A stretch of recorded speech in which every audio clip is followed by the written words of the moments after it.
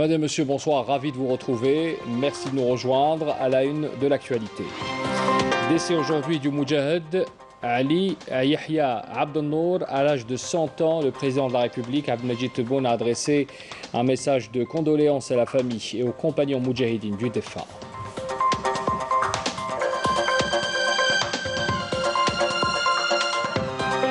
Retrouver une ambiance Ramadan à Paris, c'est possible. Lorsque vous allez dans le quartier de Barbès, les senteurs du Ramadan vous emportent comme si vous étiez ici en Algérie. Et malgré le confinement observé dans ce pays, nos compatriotes tentent de s'adapter. L'événement culturel de ce dimanche, c'est cet accord de partenariat et de coopération signé entre l'Opéra d'Alger Boualem Bessayah et l'Institut supérieur des métiers, des arts et du spectacle de l'audiovisuel, l'ISMAS, pour appuyer et développer la qualité de la formation artistique entre les deux établissements culturels. On en parlera tout à l'heure.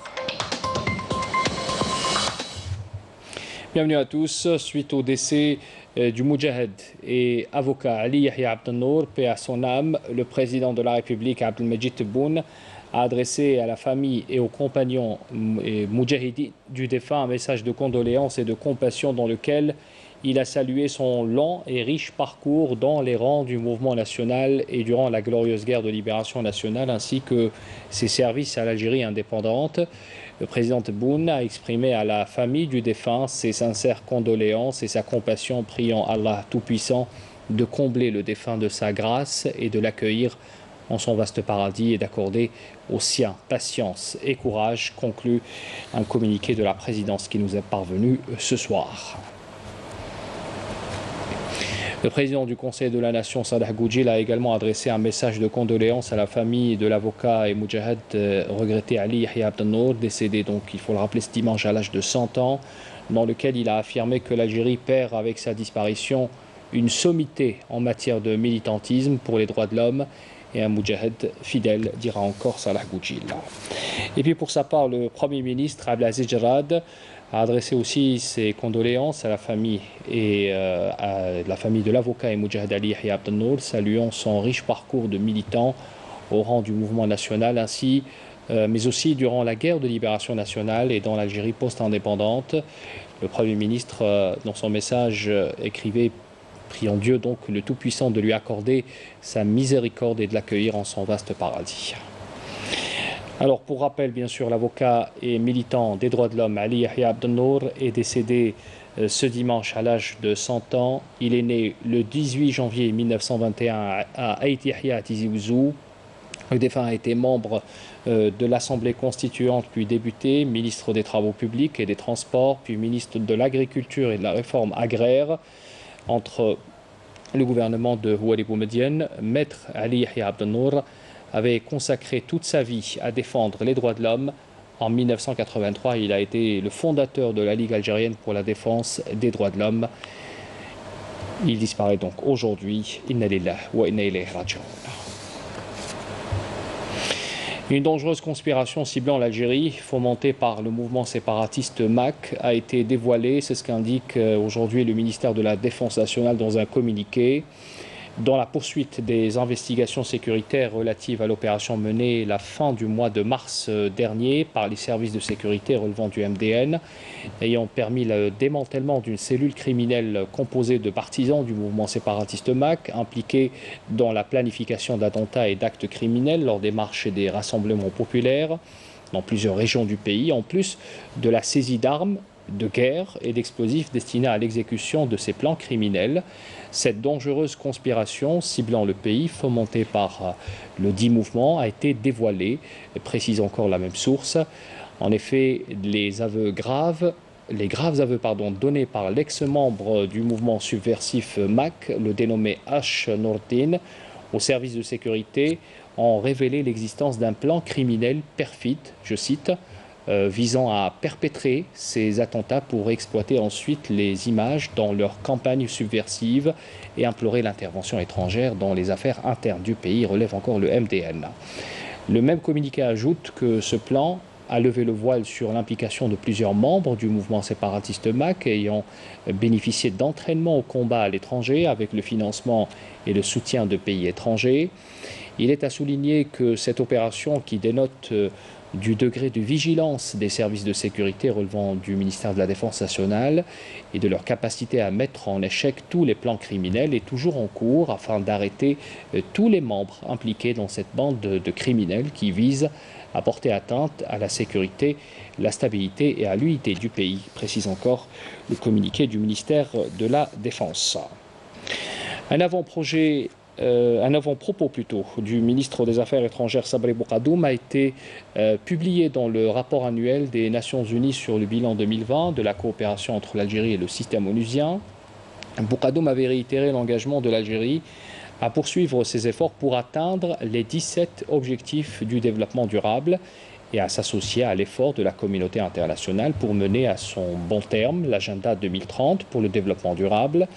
Le ministre des Affaires étrangères avait mis en exergue la nécessité de la coopération qui doit prévaloir dans la lutte contre la pandémie de la Covid-19 et a appelé aussi à une solidarité renouvelée avec les pays et les populations les plus pauvres et les plus vulnérables afin de maîtriser cette pandémie et ses conséquences socio-économiques. Dans ce même rapport, le système des Nations Unies a présenté également les principaux résultats de sa coopération avec l'Algérie durant l'année 2020, évoquant une coopération solide, croissante et de confiance. Également, il en ressort aussi de ce document que l'Algérie est toujours classée en première place en matière d'indice de développement humain parmi les pays voisins depuis maintenant 10 ans. Retrouver une ambiance Ramadan à Paris, c'est possible lorsque vous allez dans le quartier de Barbès. Les senteurs du Ramadan vous emportent comme si vous étiez en Algérie. Et malgré le confinement observé dans ce pays, nos compatriotes tentent de s'adapter. De Paris, la correspondance de Afaf Belouchet. Restrictions sanitaires ou pas, ce quartier situé au cœur de Paris reste la mecque des consommateurs de production nationale, particulièrement en ce mois. Barbès, ses commerces et ses étals de gourmandise, spécialité algérienne en produits de base ou prêts à la consommation. Il y a 10 km, c'est interdit la loi, mais les gens ont partout. C'est quoi Barbès? Ils croient que c'est au bled. Ils croient que c'est le Harash, ils croient que c'est Adji, Constantine, Annaba, Oran. J'ai toujours la curiosité, c'est quoi ça? C'est à cause de quoi? C'est à cause de l'État d'Algérie là. Et pas que, l'offre est surprenante, telle que cette marque de flan qui a marqué les générations 80 et 90 en Algérie. Mais la magie du lieu est surtout du fait des commerçants et artisans, de véritables personnages tels que ce producteur de sherbet au secret bien gardé. recette de famille, recette de maison. هذه تربينا عليهم من جدود، حنا جدودنا ومع بابانا ومع بابانا عطاها لينا وانا مع نعطيها لوليدي وهي ماشيه. واش نحنا هذه الشربات نخدموها غير في رمضان، ما نخدمهاش عام 12 شهر. كان نخدمها تولي ما توليش الشربات مادام تولي حمود بوعلان. Et le succès est au rendez-vous. Il livre une vingtaine de restaurants à Paris, soit une trentaine de palettes tout le mois, en plus de la vente en détail. عندي تاني ماكس دورمون، عندي ري افرون، ري دو باري، عندي 91، عندي 77 وعندي فيمو. الناس اللي تجي تدي اونغرو عليا في رمضان. Mais cette joie de vivre est exceptionnelle dans un secteur sinistré par la Covid-19 en France, avec une perte de 31 milliards d'euros en chiffre d'affaires en 2020. Et les restaurants algériens, très prisés généralement en ce mois de Ramadan, n'échappent pas à la crise. Quand on parle de chiffre d'affaires, c'est connu international qu'on est grave en crise, quoi. Donc le chiffre d'affaires, c'est pas la moitié, c'est le bas parce qu'on n'est pas ouvert, quoi.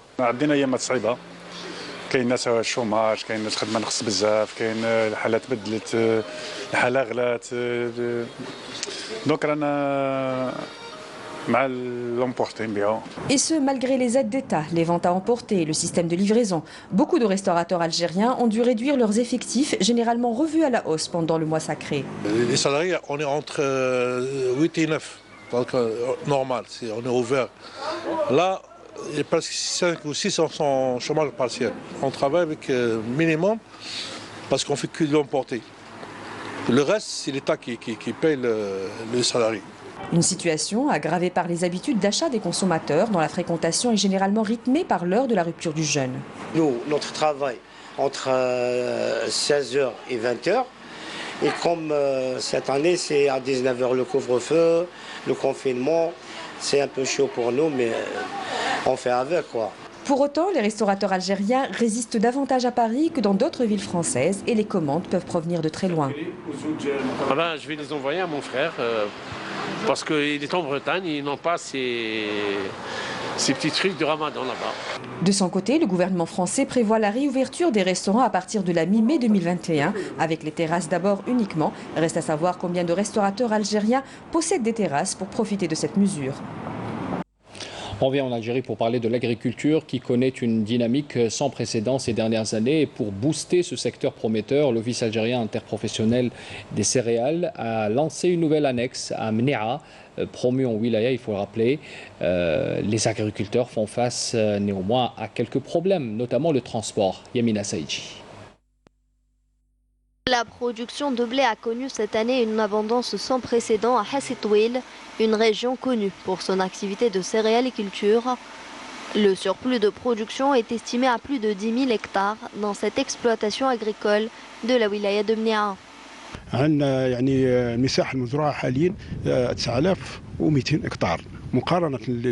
L'exploitation pour les céréales s'étend sur une superficie de 9200 hectares à exploiter, soit plus de 2000 hectares que l'an dernier. Pour les fourrages, nous étions à 1500 hectares d'exploitation. Nous sommes arrivés à 2700 hectares.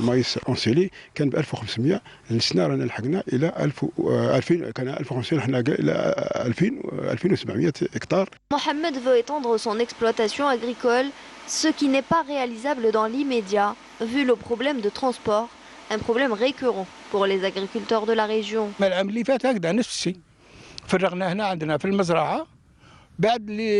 le même problème chaque année. Il n'y a pas de camion pour transporter la marchandise. Je ne sais pas où vont ces camions, je ne sais pas s'ils sont détournés ou cachés. C'est toujours le problème qui nous empêche d'avancer.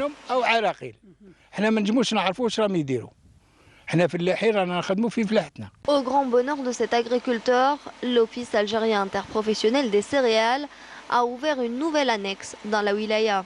Nous nous rendons justement au bureau de l'OAIC pour nous renseigner sur le problème de transport. Vu que c'est une toute nouvelle coopérative, nous avons commencé à travailler. Nous avons des plateformes momentanées en attendant de tout mettre en place. En principe, il n'y aura pas de problème de transport cette année. Malgré les contraintes, la wilaya de Mnéa approvisionne plus de 30 wilayas et ambitionne pour les prochaines années d'accroître la capacité de production de céréales et de fourrage. 186 nouveaux cas confirmés de coronavirus, 132 guérisons et 9 décès. Ce sont les chiffres de la Covid-19 qui ont été rendus publics ce soir. Des chiffres qui ont été relevés durant ces dernières 24 heures, communiqués par le ministère de la Santé. Dans une interview accordée au site électronique Hadath El Jazair El Jadida, le ministre de la Communication, porte-parole du gouvernement Ammar Belhimer, a fait état de la détection de tentatives de piratage ciblant plusieurs sites électroniques connus pour défendre les intérêts de l'Algérie. Ces tentatives de piratage ont eu lieu notamment lors de l'opération de transfert ou d'hébergement de contenu en Algérie que l'entreprise de télédiffusion d'Algérie TDA œuvre à contrecarrer. Concernant les entraves rencontrées par les propriétaires des sites web avec les entreprises chargées de l'hébergement dans les domaines des aides, le ministre a rappelé que le Centre de recherche sur l'information scientifique et technique, CERIST, est la seule partie en Algérie habilitée à accorder cet hébergement. L'actualité est également marquée par les attaques des unités de l'armée populaire de libération sahraoui menées notamment ce week-end. Des attaques intenses ciblant les retranchements des forces de l'occupant marocain dans les points distincts du mur de la honte, selon un communiqué militaire numéro 164 rendu public par le ministère sahraoui de la Défense. Alors les attaques de la PLS se poursuivent contre les forces d'occupation qui subissent de lourdes pertes humaines et matérielles le long du mur, conclut encore le communiqué sahraoui. L'actualité africaine, résumée en bref ce soir par Naïma Chekchek. En Tunisie, où le ministère de la Santé parle d'une nouvelle souche de coronavirus qui vient d'être découverte, plus de 306 000 personnes ont été vaccinées contre la Covid, avec un nombre total de plus d'1 308 000 personnes inscrites pour le vaccin. Au total, 61 nouveaux décès liés au coronavirus ont été recensés hier en Tunisie, soit un total de 10 231 décès depuis l'apparition de la pandémie dans ce pays voisin.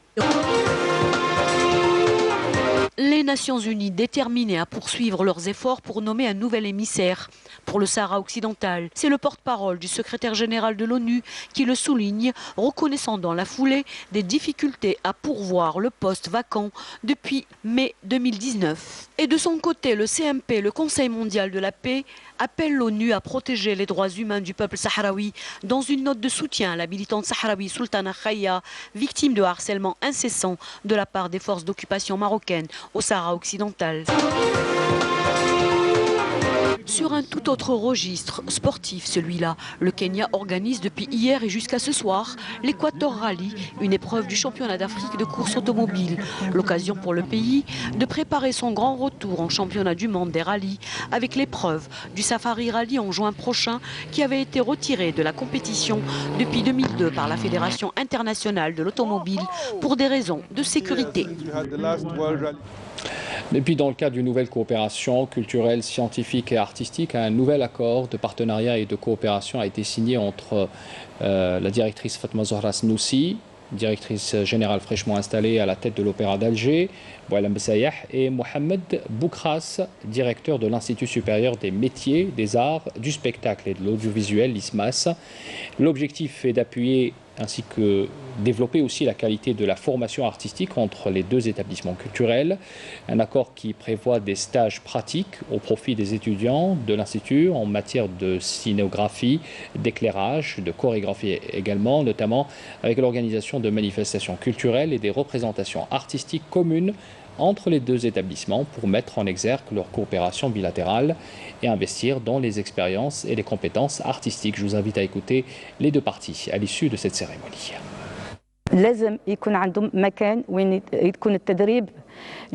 Nos comédiens ont besoin de ce genre d'endroit. Les classes de l'Institut seules ne suffisent pas. Il faut leur donner la chance de pratiquer. Comme je les encourage tous à poursuivre leurs études et formations.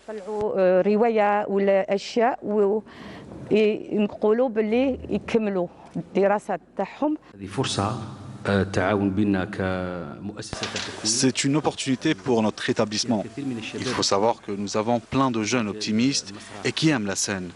Et grâce à cette collaboration, nos jeunes profiteront de plus d'expérience et de pratiques, notamment techniques.